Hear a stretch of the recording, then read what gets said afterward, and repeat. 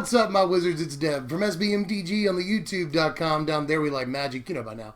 And today I've got a super budget deck for you that's done a lot of work for me in testing so far. This is Red White Humans. I figured I owed you a budget deck after that last one. White Black Midrange was like a $400 deck that got like 20 dislikes, probably because it was $400 and it had a bunch of 2-ofs. So today, to kind of help make up for that, I figured I'd bring you a deck that's only like $45 and it's got a bunch of 4-ofs. So let's take a look, because again, this deck has been pretty good for me so far. And the secret to its success is our sweet team of 2-drops. We're playing 4 copies of Thalia's Lieutenant and 4 copies of Metallic Mimic in the deck. I figured I'd tell you about these two guys first because they're basically the backbone of the entire idea, you know? Metallic Mimic is an honorary human and can make any humans that we play after him a little bit bigger, and Thalia's Lieutenant can get a little bit bigger when we play humans after her. And Lieutenant can just come down like late game and buff our entire board out of nowhere. She can even come down like turn 2 and make our 1-drop bigger. She's just good at like all points of the game, almost no matter what. Now, these two work really well in turn sequence with one another. You know, you go turn 2 Mimic,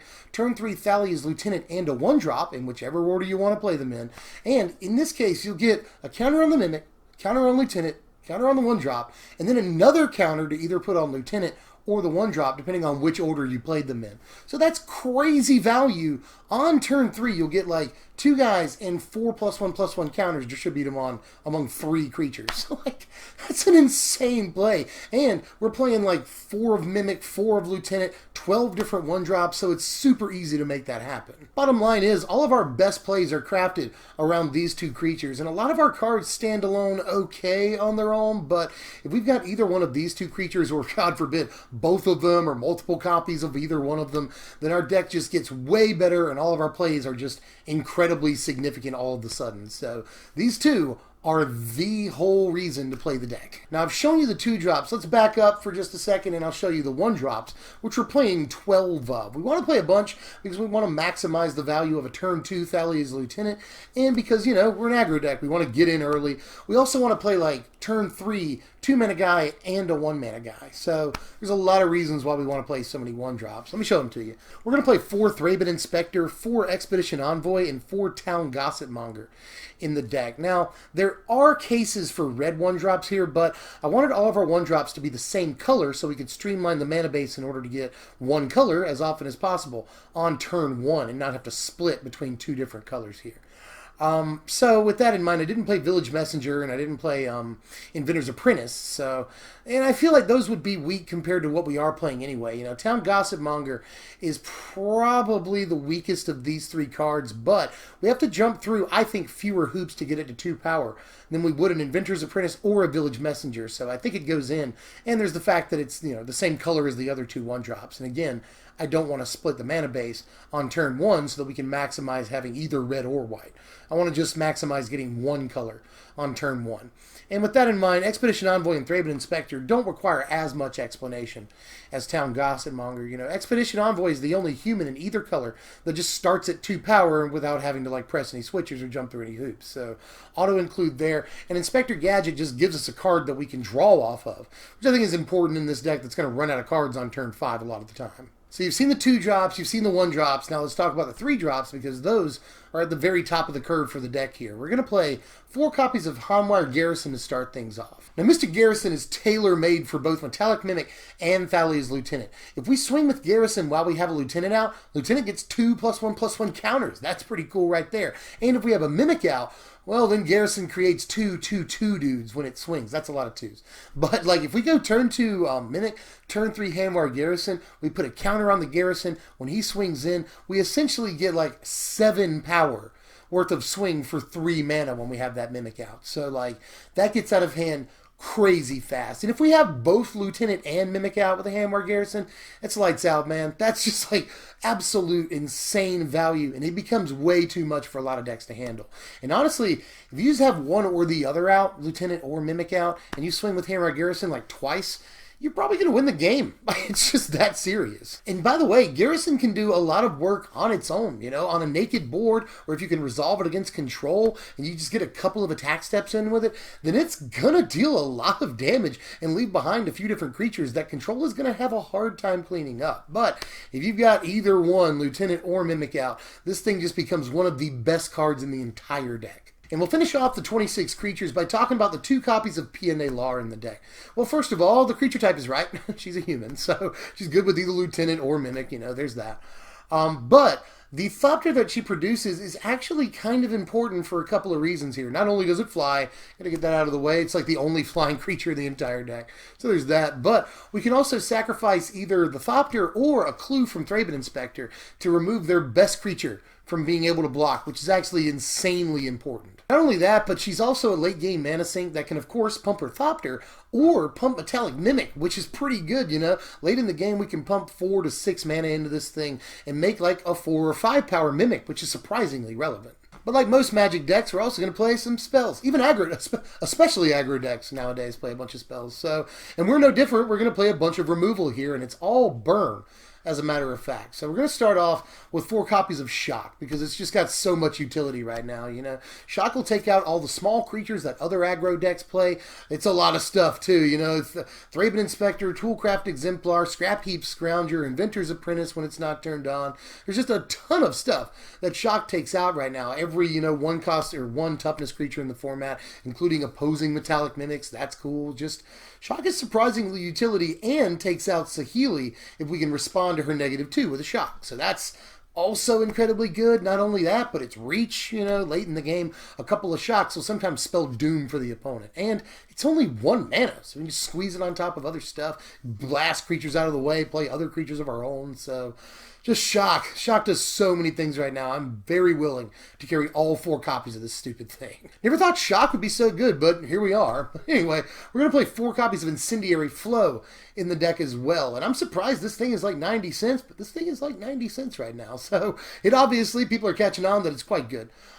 Because even though it's sorcery speed, it still blows away a lot of important creatures in the format, or just deals 3 to the dome, takes out planeswalkers. Remember that we can redirect non-combat damage that we do to our opponents to a planeswalker they control, which is very important right now to take out Gideons, Lilianas, Saheeli Rise, all that stuff. So Incendiary Flow is great and is more reach to the face at the end of the game if we just need to end it. So Incendiary Flow is also, I think, worth the full 4 of here. And I think maybe a little bit better than Harness Lightning, not only for budget reasons, because Harness Lightning is like $1.50 or $60 right now, which is ridiculous, but also because this can go straight to the dome, which is something we really want. And I'm going to finish off the deck here with a weird one, but you got to trust me on this one. I'm going to play 3 copies of Hungry Flames in the deck, and I know that that card doesn't look great, but this card, especially against like Mardu vehicles, can often function like a just slightly worse unlicensed disintegration that we don't have to pay 2 colors of mana for. We don't even have to play black to play our weird unlicensed disintegration in this deck. Not only that, but we don't have to have an artifact. It just always deals 2 to the domes. That's good. On turn 3 or 4 sometimes, especially on turn 4 or even 5 after we've developed our board a little bit and we just want to get through, we can take out a mid-sized guy, like not even a small guy, like a mid-sized guy, and hit them for 2, providing a little bit of reach. Like, every last bit of damage counts, and the extra 2 damage off of Hungry Flames is a little bit better than you might think it is. And this can take out like snakes before they get counters. It can take out Scrap Heap Scrounger, everything below that, like everything at 3 toughness right now.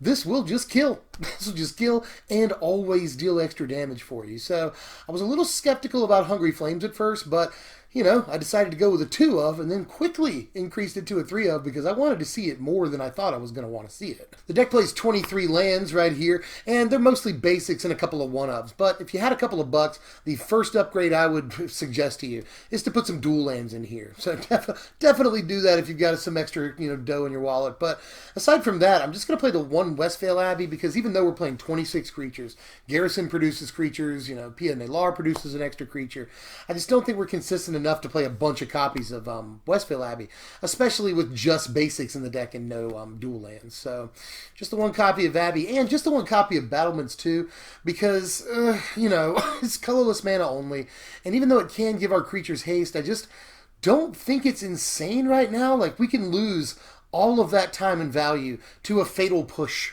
And I don't much care for that. They can pay 1 mana to take out 8 mana worth of value on our side, and I don't like that at all. So I just didn't play a bunch of Battlements in the deck either. I think we've got the mana that we need, and occasionally we have a bomb play against certain decks. Here's our sideboard right here. We're definitely going to play the 4 Fragmentize because we can make white mana. So let's do that. Take out Heart of Kiran and all kinds of other stuff. Two Hanweir Militia Captain in the deck. I'm playing this against control because I want to resolve it early. And I'm also playing this against Marty vehicles and stuff. Those decks have a hard time with decks that go wide a lot of the time. Especially if we can use Fragmentize to kill their Heart of Kiran, they really have nothing but ground creatures. So they have hard times against decks that go wide, and Militia Captain can be really good in those situations. Reckless Bushwhacker from we need to go very, very fast, usually against the Healy combo and control decks. I like to board in Reckless Bushwhacker. Destructive Tampering can take out Heart of Kiran, Aetherworks Marvel, everything in between, and can also be good against, hardline aggro and tokens decks that we can just get through with that second mode on the card. We're going to fill out the playset of Hungry Flames as well. Figured it was prudent to do that. And we're going to play 3 Make a Stand against decks that like to play a bunch of removal, or especially Jeskai Saheeli decks that like to play Radiant Flames, because Radiant Flames can just completely blow us out, and Make a Stand can be the best card in the whole deck against that. And here are your power rankings right here. Final score of 60. We're not too god-awful in nearly anything except for what aggro decks don't care about, We've even got decent defense for an aggro deck because we're playing like a bunch of different burn cards. So, our defense isn't too bad. We just basically want to blow small creatures away in the early game or use that burn to go to the dome in the late game to provide that extra reach and deal as much damage with our small guys as we can in the meantime while making them big with Thalia's Lieutenant and Metallic Mimic. I mean, the path to victory is pretty straightforward here, and we don't have a whole bunch of versatility because we're game planning on just one strategy here. But for the most part, we're consistent in putting that game plan together because we've got 8 different 2-drops that just make every play we have much, much better. That said, the deck is bad against just like lots and lots of removal. The deck is obviously bad against Fatal Push, which is probably the best card in the format, and the deck is kind of bad against Walking Ballista when that happens too. So watch out for those cards, and decks definitely play them. But, we can still get a lot of board presence very, very fast, and even Walking Ballista and Fatal Push aren't great against a ton of board pressure very, very fast, which, again, this deck is very, very good at. And if we can get our creatures big enough with something like Lieutenant or Mimic, we really don't care about Ballista at all. And the price is right. It's only like $45 after sideboards to build this deck. It's like $40 for the main, $5 for the side, so we get out of there for less than $50. And if you wanted to upgrade it, you could always go with like the Heart of Kiran and Gideon plan, but a top comment on the white-black mid-range video was like, oh, another Heart of Kiran Gideon deck, blah, blah, I've seen these. So I understand people are getting rightfully sick of those decks. I'm going to try to steer away from them from here on out. But just know that if you wanted to upgrade the deck, that would probably be, besides the mana base, the place you'd start. But even without upgrades, this deck stands a good chance of winning you an F&M, and I'm being totally faux shiz cereal right now. Because, the deck has done a lot of work. It's won a bunch of games that it shouldn't really have any business winning. Just Shock and Incendiary Flow are surprisingly good removal right now that can blow patches through defenses and get through these creatures that get relatively big. So, don't discount this deck. It can do a lot of work. Just try it out, and let me know how you felt about it down there in the sideboard. So that's all I got for now, but what are we doing next time? Well, I've actually got a bunch of decks on the docket that I'm going to run through real quick. Let me pick up the handy-dandy notebook, which is where this deck tech and all the other deck techs were written on. So I got it Goodwill. I got 300 notebooks at one point for 10 cents a piece. So, it's $30 on notebooks, and got all of these that exist in the world. So pretty much every deck tech ever is written on one of these notebooks. But anyway, I've got, 6 different deck ideas. Let me run through these real quick. Let me know which ones you like. $200 Grixis Tower is going to be coming up very, very soon because I keep promising you that deck. $40 Mono Black Aggro, also coming up very soon. That deck is actually pretty sweet. $20 Blue White Fog. Blue-white turbo fog with consulate surveillance. Let me know how you feel about that. I've had a lot of fun with it. $15 green-red not energy aggro. Let me know how you feel about that one. $35 black-red aggro. Yes, we can build black-red aggro, one of the best decks in the format, for very, very cheap right now. So let me know if you're interested. And finally, $150 blue-red zombies, which I actually think is sneakily one of the best decks in the whole format right now. So let me know from these 6 decks, what you'd like to see most. So that's all I got for this one. If you enjoyed the content, like the content, hit the thumbs up button, sub if you're new, and hit the bell for all the notifications so that you'll know when I put out videos. We are very, very close to 50,000 subscribers right now. We're less than 1,500 subscribers away, and in the next couple of days we'll be less than 1,000. So please help me get there. I want 50,000 so bad, and I thank you all so much for getting me there. Just like, we're just barely over 2 years old now, and I never, ever assumed that we would get this big this fast. So thank all of you for sticking with the channel for this 2 years so far, and probably 10 or 20 more years, because I'm going to keep doing this as long as they keep playing, as long as they keep making Magic cards. So thanks everybody for being there for me and this channel, and we will keep doing it for as long as you want us to, and as long as I'm alive. So, or at least as long as I can. So I'll see you guys later and later and later. I'm Deb from SBMTG. Thanks for watching, my wizards.